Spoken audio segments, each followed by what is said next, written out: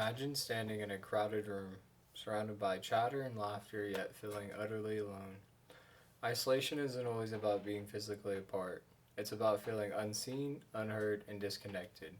My journey into exploring the dark side of interpersonal communication revealed how isolation is not just a personal experience, but a societal phenomenon, and it's something that we do not talk about enough.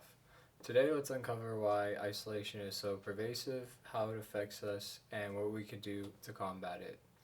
So, to begin, I will discuss what I learned about isolation. In my research, I discovered that isolation takes many forms: emotional, social, and even digital. Emotional isolation happens when people feel that they can't share their feelings with those around them.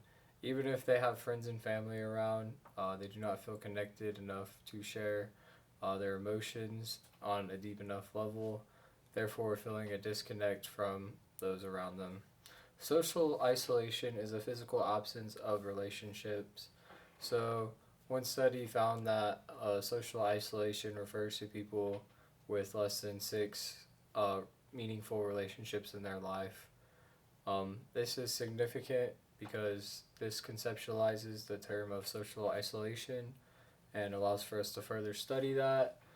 And digital isolation, this just refers to the very tools that are designed to connect us, like social media, make us feel even more alone.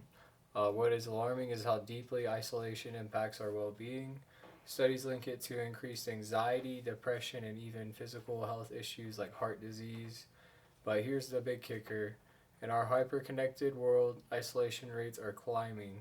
The rise of remote work, online friendships, and screen time dependency creates a paradox that we're more connected but less connected than ever. So, why does all this matter? Isolation isn't just a personal struggle, it's a public health crisis. Think of it as the invisible illness. A study by Holt Lundstad in 2015 revealed that prolonged isolation has the same health risk as smoking 15 cigarettes a day. And it's not just the elderly who are at risk. Young people often are stereotyped as always online and report some of the highest rates of loneliness. Naoto et al. Discovered in 2016 a link between excessive weight and isolation. Additionally, he found a positive correlation between isolation and increased death rates.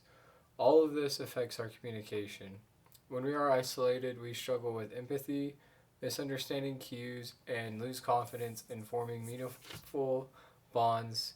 It's a cycle that reinforces itself. Isolation breeds fear of rejection, which leads to more withdrawal, yet it does not have to be inevitable within society. So, how can we break the cycle?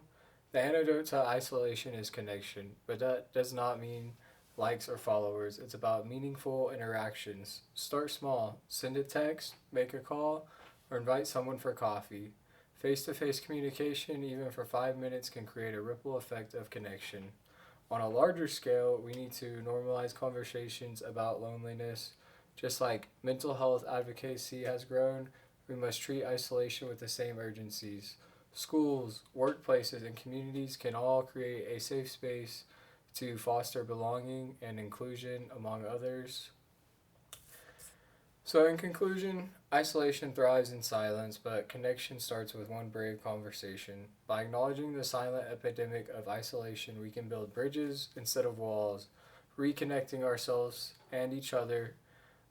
Let's make a choice today to see people, to hear people, and to remind them and ourselves that we are never truly alone. Um, Greet the person next to you, greet the person walking down the street. Thank you for your time.